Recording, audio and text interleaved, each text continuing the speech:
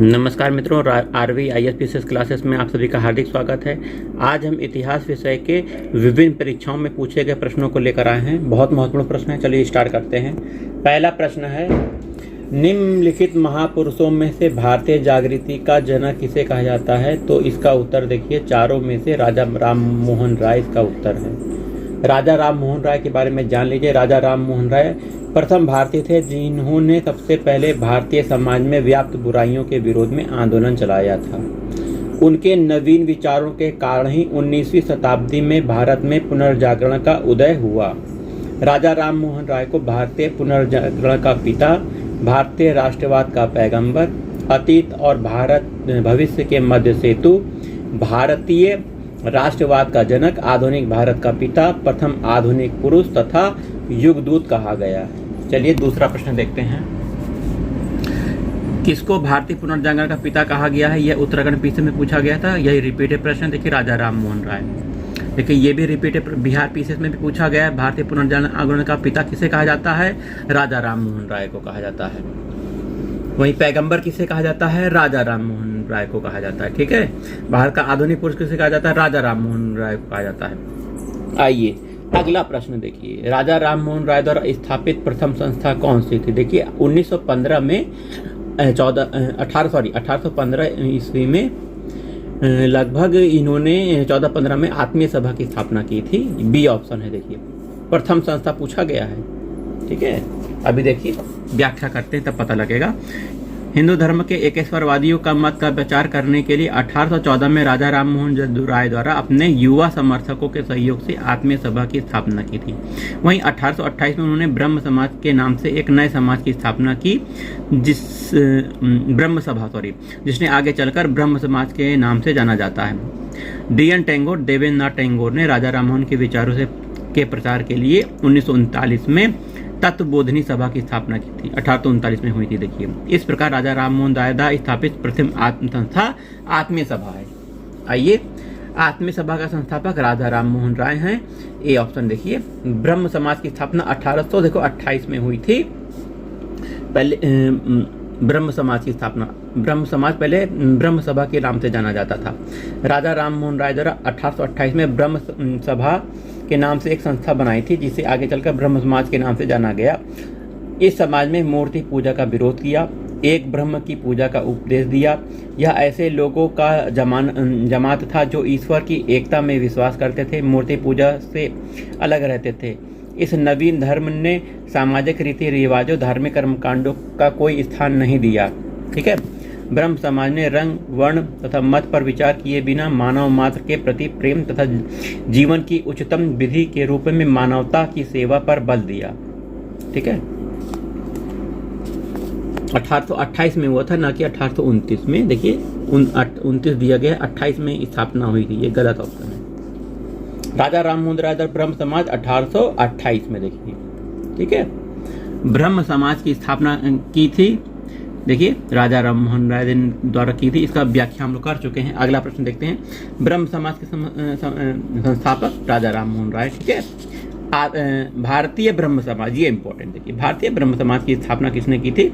तो देखिए, इसमें ऑप्शन दिए गए हैं। भारतीय ब्रह्म समाज की स्थापना देखिए केशव चंद्र सेन द्वारा की दी गई। कई परीक्षाओं में पूछा गया। केशव चंद्र सेन, भारतीय ब्रह्म समाज। सी ऑप्शन देखिए सही। इसके व्याख्या देख लीजिए आप। भारतीय ब्रह्म समाज की स्थापना केशव चंद्र सेन ने की थी।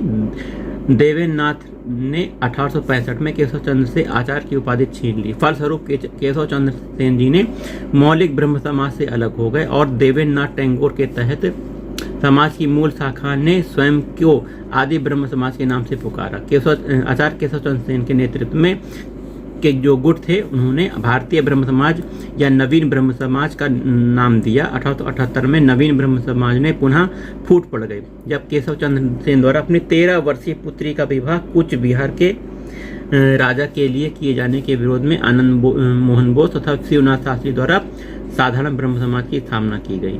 ठीक है। चलिए, आइए, राजा राम मोहन राय को राजा की उपाधि किसने दी थी? अकबर सेकंड ने दी थी। इंपॉर्टेंट है, बार बार पूछा गया है। मुगल बादशाह अकबर द्वितीय ने राजा राम मोहन राय को राजा की उपाधि दी। के साथ अपने दूत के रूप में 1830 ईस्वी में ब्रिटेन सम्राट के यहाँ भेजा था, जिसका नाम था विलियम चतुर्थ। तो राय को इंग्लैंड में सम्राट ने से मुगल बादशाह अकबर द्वितीय को मिलने वाली पेंशन की मात्रा बढ़ाने पर बातचीत करनी थी। इंग्लैंड में जब ये गए थे तो वहीं पे ये इनकी मृत्यु भी हो गई थी, राजा राम मोहन राय की। 1833 में राजा राम मोहन राय की वहीं मृत्यु हो गई, वहीं समाधि भी इनकी स्थापित हो गई। राजा राम मोहन राय की राय की समाधि कहाँ है? ब्रिस्टन इंग्लैंड में है। देखिए, ठीक है, इंग्लैंड गए थे ये 1830 में विलियम चतुर्थ के दरबार में गए थे। ठीक है, आइए, भारतीय राष्ट्रवाद का जनक किसे कहा जाता है? तो इसमें से गोपाल कृष्ण गोखले, बाल गंगाधर, सुरेंद्रनाथ बनर्जी, तो ये आधुनिक भारत के हैं, जबकि डी ऑप्शन होगा, इसमें 3 ऑप्शन नहीं है। इसकी व्याख्या कर लीजिए। भारतीय धार्मिक सुधार के सूत्रधार राजा राम मोहन राय थे। भारत में नवजागरण का अग्रदूत, अतीत भविष्य के मध्य सेतु, भारतीय राष्ट्रवाद के जनक, आधुनिक भारत का पिता, इनको कहा जाता है। ठीक है, ब्रह्म समाज के सिद्धांत आधारित था किस पर? एक ईश्वरवाद पर आधारित था, एक ईश्वर पर आधारित था। ठीक है, 1828 में स्थापना हुई थी ब्रह्म समाज की। वहीं मूर्ति पूजा का विरोध, एक ईश्वरवाद की उपासना है ना, अवतारवाद का खंडन, ये इनका मूल उद्देश्य था। ब्रह्म समाज में सौर भाम ईश्वर की उपासना पर बल दिया। 1830 में लिखे गए प्रन्यास करण पत्र के अनुसार इस समाज का उद्देश्य शाश्वत, सर्वाधार, अपरिहार्य ईश्वर की पूजा है, जो सारे विश्व का कर्ता तथा रक्षक है। आइए अगला प्रश्न देखते हैं। राजा राम मोहन राय ने निम्न में किसका विरोध नहीं किया? देखिए, बाल विवाह का विरोध किया था, सती प्रथा का विरोध किया, मूर्ति पूजा का विरोध किया था, पाश्चात्य शिक्षा का इन्होंने समर्थन किया था। ठीक है, तो ये ऑप्शन है। इसकी व्याख्या देखिए कर देते हैं। शिक्षा के क्षेत्र में राजा राम मोहन राय अंग्रेज शिक्षा के पक्षधर थे। उनके अनुसार एक उदारवादी पाश्चात्य शिक्षा ही अज्ञान के अंधकार से हमें निकाल सकती है तथा भारतीयों को देश के प्रशासन में भाग दिला सकती है।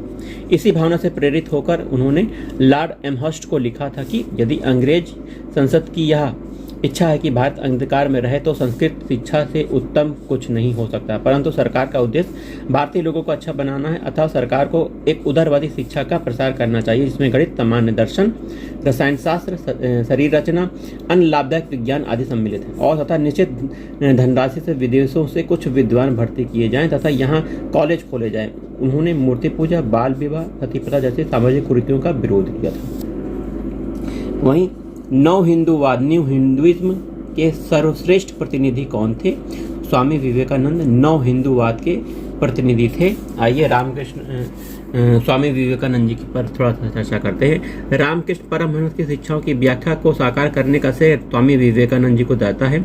इन्होंने इस शिक्षा का साधारण भाषा में वर्णन किया। विवेकानंद जी इस नव हिंदू धर्म के प्रचारक के रूप में उठे। 1893 में वे शिकागो में गए, जहां वर्ल्ड पार्लियामेंट ऑफ रिलीजन, विश्व धर्म संसद में अपना सुप्रसिद्ध भाषण दिया। इस भाषण में उन्होंने पश्चिम संसार के सामने पहली बार भारत की संस्कृति की महत्ता को प्रभावशाली तरीके से प्रस्तुत किया। इसके पश्चात उन्होंने अमेरिका तथा इंग्लैंड में भ्रमण गए तथा हिंदू धर्म का प्रचार प्रसार किया।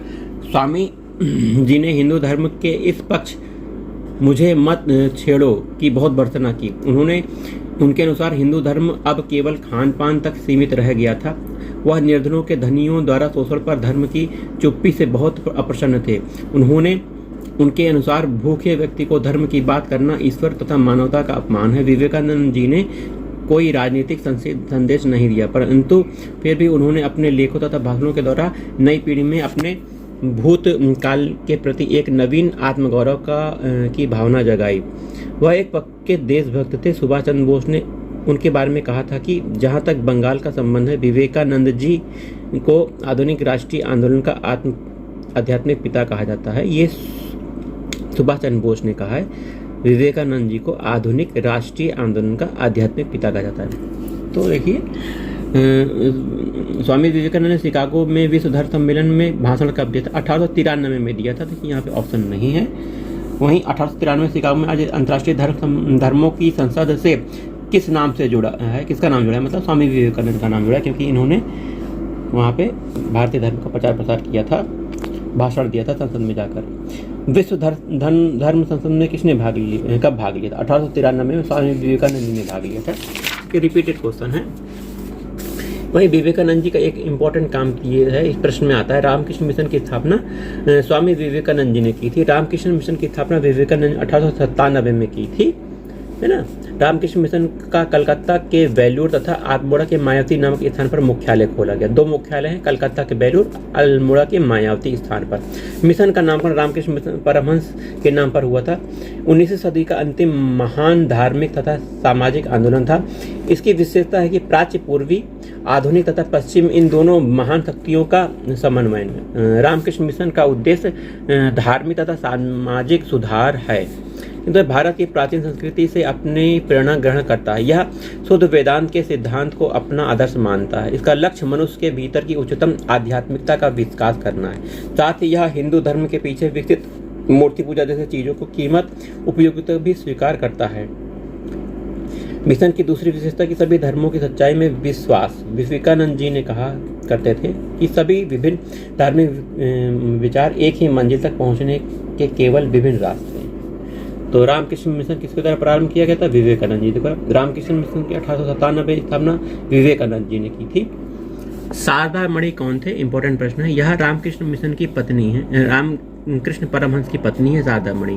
शारदा मणि मुखोपाध्याय, जिन्हें शारदा देवी के नाम से जाना जाता है, का विवाह 23 वर्ष में रामकृष्ण परमहंस से 5 वर्ष की उम्र में 1859 में हुआ था। दयानंद सरस्वती स्थापित संस्था कौन सी है? देखिए, आर्य समाज दयानंद सरस्वती ने स्थापित की थी 1875 में।